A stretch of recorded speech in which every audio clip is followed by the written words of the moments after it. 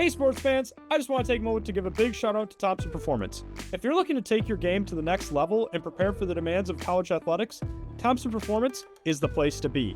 Their tailored training programs are designed to help athletes like you push past limits and unlock your full potential. You can reach Thompson Performance at their Instagram on screen or click the link down below. Welcome back to the fourth quarter finish, football fans, and today I am here with the number 5 of East Kentwood High School, Donavan Jones. Donavan, why don't you go ahead and introduce yourself to the fans? What's up, guys? My name is Donavan Jones. I'm the class of 2027, and I'm 180 pounds and 5'10". Yeah, and you're playing, like I said, you're playing a little bit of safety right now, and Yes, sir. I think you made some plays last year. I think people will see that right now. So, Yes, sir. obviously, heck of an athlete, and I think an even better person. Everybody I've heard from says you're an amazing person, and I've been super excited to get to this interview. So, starting it off as I do, we're bringing in the icebreaker. So, Donavan. Yes. Favorite sport to watch, and who is the biggest athlete in that sport? This might be a shocker, but my favorite sport to watch is tennis. My mom got me into that. She used to watch tennis a lot, and I feel like the biggest athlete that's in tennis that I really like watching is Serena Williams. Gee, tennis. So with tennis, not a lot of football players, especially, talk about tennis. Like, how did that start? My mom used to watch it a lot, and she used to be like engaged in it a lot. And now, like, I watch it now, and I just like it. Just like it. So you're on the whole like Wimbledon thing. Like, do you watch the Wimbledon? And oh, wow, okay. So you're like avid tennis fan. Yeah. Do you play tennis then too? Nah. I don't play it, but like I watch it when I can. Gotcha. So it's more of a pleasure thing. It's like, some people have baseball and, you've got tennis, and that's a first. And I'm putting it on right now. Fourth quarter finish, the first tennis watcher to come on the podcast. So that's awesome, man. Like, and obviously, we're talking about the biggest athlete in the sport. Well, yeah, I mean, Serena, has been dominant her entire career. Even now, I mean, I think she's into her maybe 40, somewhere in there. Up but there, I mean, she's still just the best. I mean, awesome person as well. She does a lot of stuff for charities. Great person. So great athlete to bring up right off the bat. But we're not here to talk about tennis. We're here to talk about what you're doing on the field currently. And with that being said, you play free safety at EK. How would you describe your role on the team this past season? I felt like my role was just be a leader on the defensive side. So it's kind of like being a floor general. As a safety, you kind of lead the defense. You call the coverages. You just have to make the plays and things like that.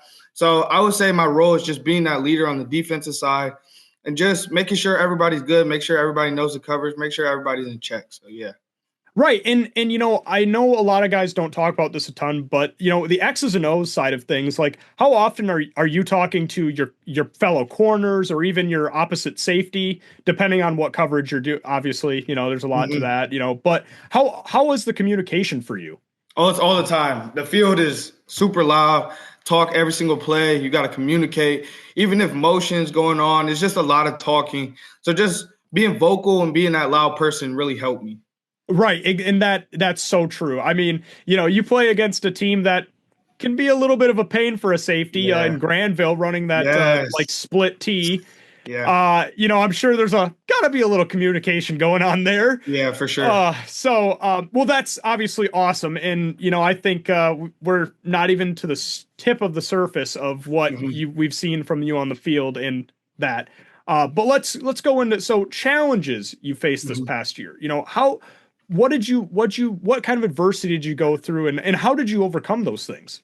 I feel like one of my biggest was confidence, like going into my sophomore year, starting at a big position that I'm in, just having that confidence to go against big wide receivers and things like that, and not getting down on myself when mistakes happen, because they're going to happen sometimes, but just not getting down on myself and not letting my mind take over. And how I overcame it is just really time. And just having my teammates have my back and things like that. My coaches pour positivity into me.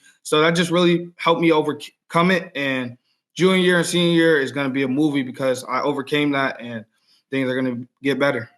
Hey man, I think you're right on the same page. We're on the same page that your years coming up are going to be just fire, just absolute fire. Just it's gonna be great. Going off of that, you brought up big receivers, so I do have a question for you.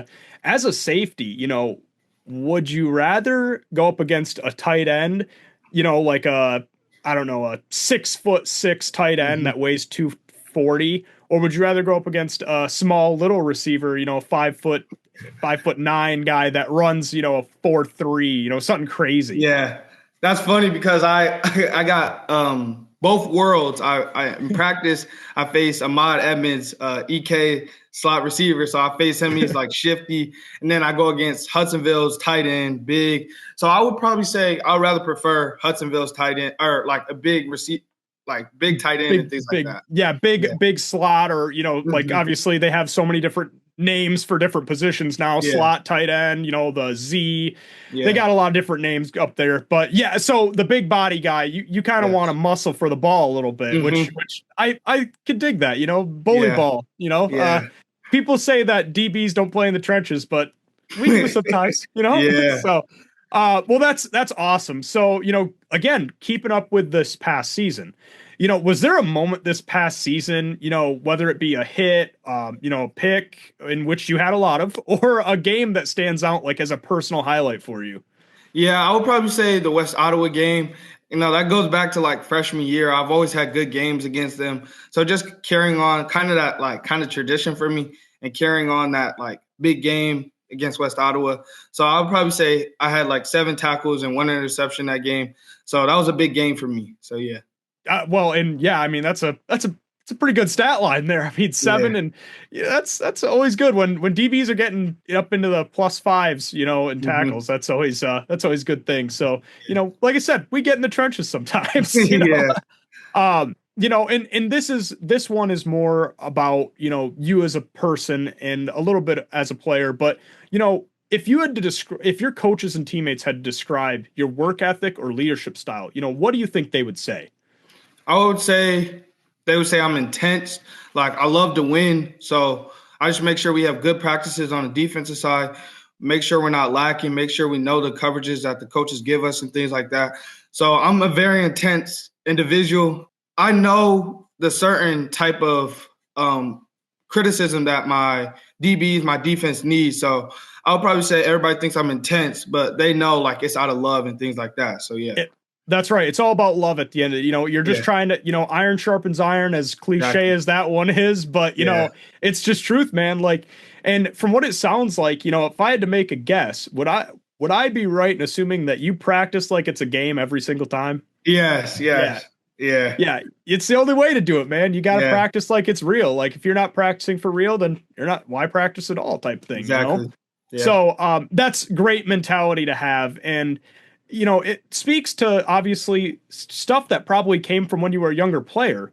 hmm So looking back, when did you first start playing football? And, what positions did you play back then Yeah. that helped you where you're at now? I started playing football when I was about like 6 or 7. And I played a lot of 78ers when I was in 7th and 8th grade and things like that. So I always was a leader. I played running back then. And I think I might just a little bit coming up in the next couple of years. But yeah, I played running back and I was always like a little bigger than others. So I was a great leader down there and things like that. So yeah.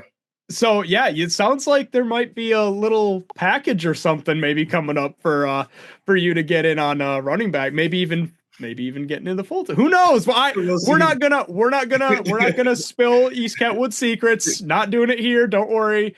But it sounds like you've got some fun stuff coming up for game days. So that's really fun. Do you remember? Every player has a moment where they kind of go, "Wow, this is what I want to do." And, do you remember that moment for you when you said, well, I want to do football, professionally. I want to take it seriously. hmm Yeah, it was when I was younger.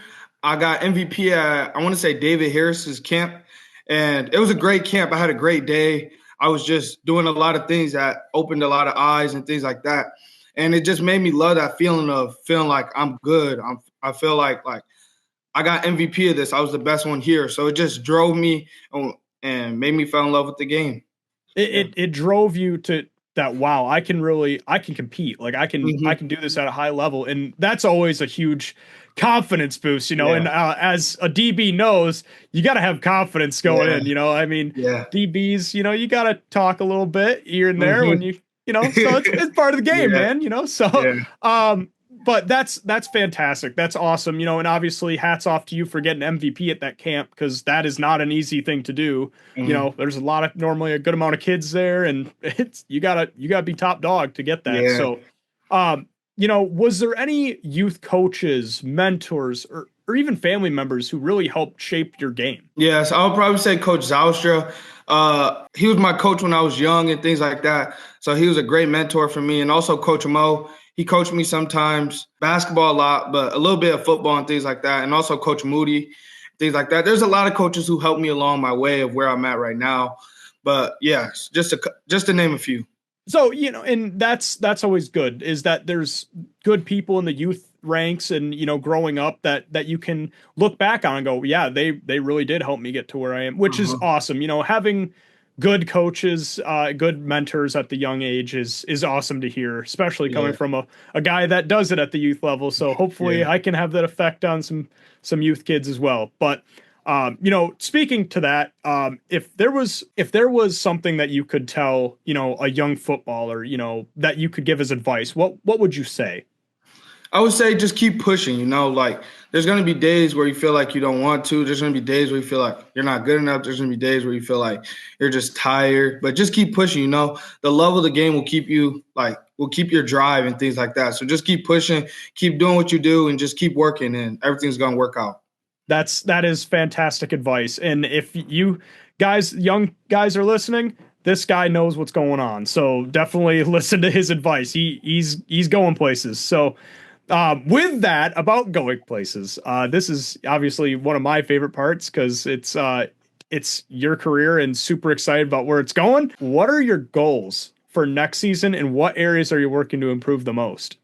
My goals for next season is, of course, make it to Ford Field, give my seniors a great year. I love this class, 2026 class. This is my class. So I mean, this is my group of class. Like, I love them. So I just want to do it for them. And those are one of my goals. And then I just want to be a three-dimensional player. So, like, help everybody out on the field that I can, just knowing everybody's positions and things like that. And also just be in position to make plays. And within that, just watching film and do things like that to be better.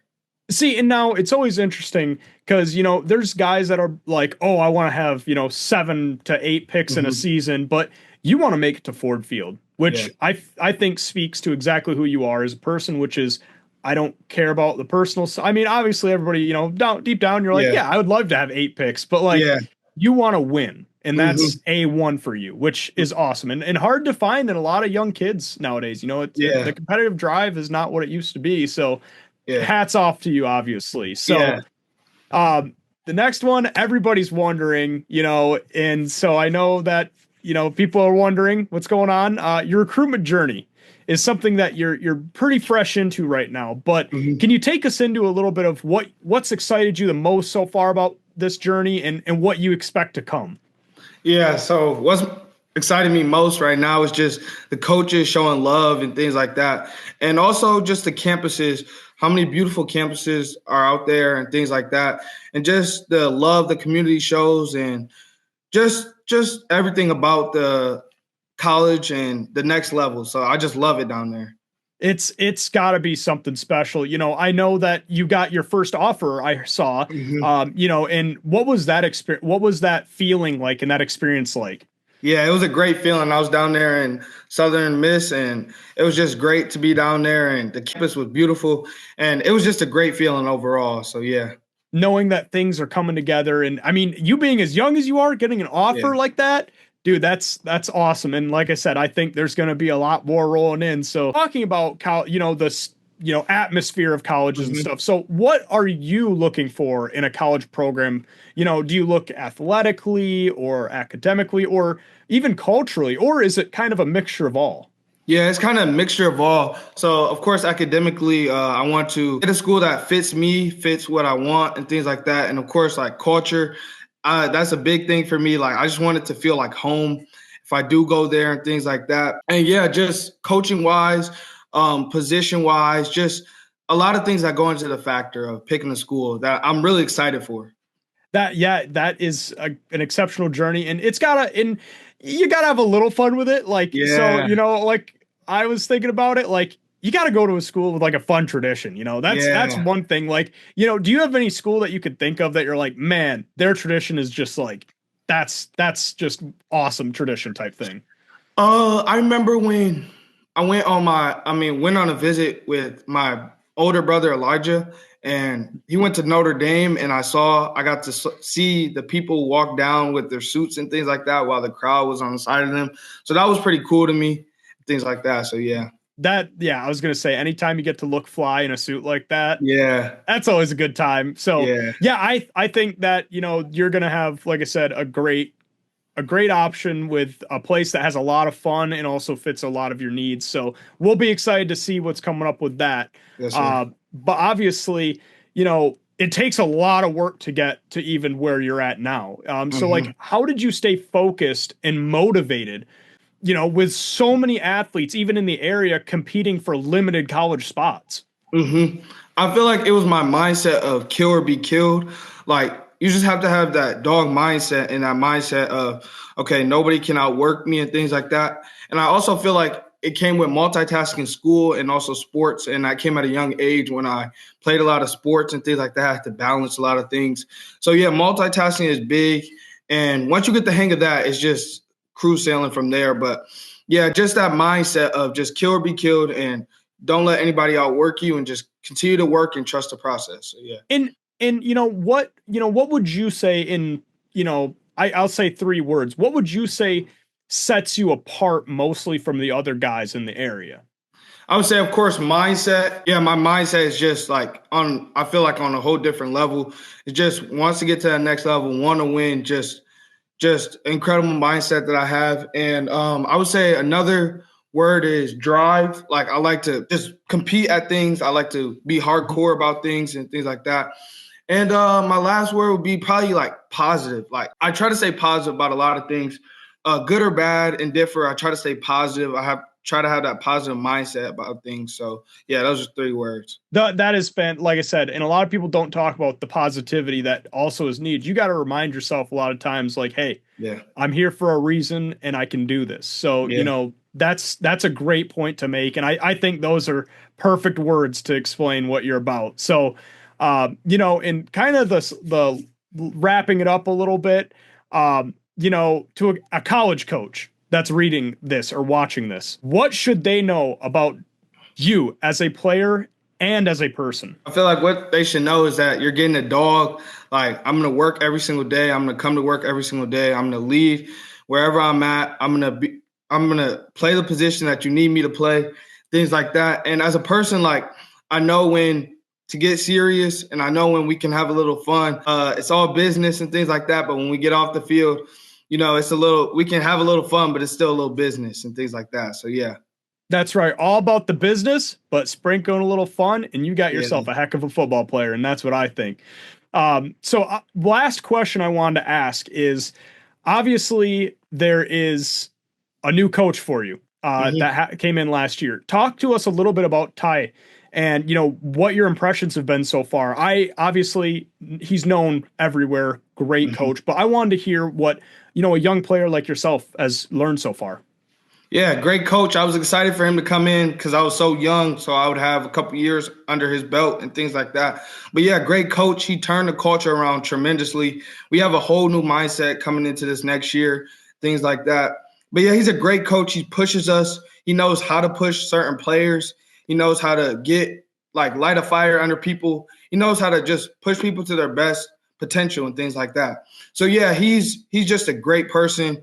he has a lot of connections and things like that. But yeah, he's a great asset to the team and things like that.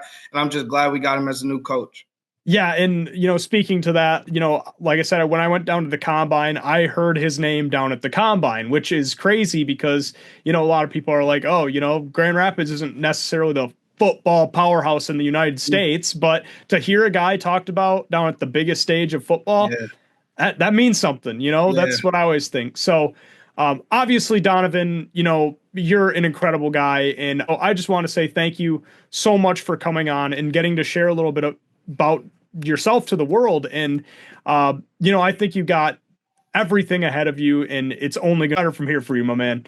Yes, sir. So just thank you so much for coming on. And for everybody that is watching the video, I will have his information in the link.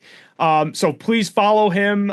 Make sure you hit him up. He's obviously got a lot going on with school and football coming up in the fall, but give him a follow, give him a like, hit him in the comments. He's an awesome dude. So guys, thank you so much for watching. Please make sure you like and subscribe, and we'll catch you on the next one. Yes, sir. Thank you. Thank you for listening to the Fourth Quarter Finish podcast. Please like and subscribe.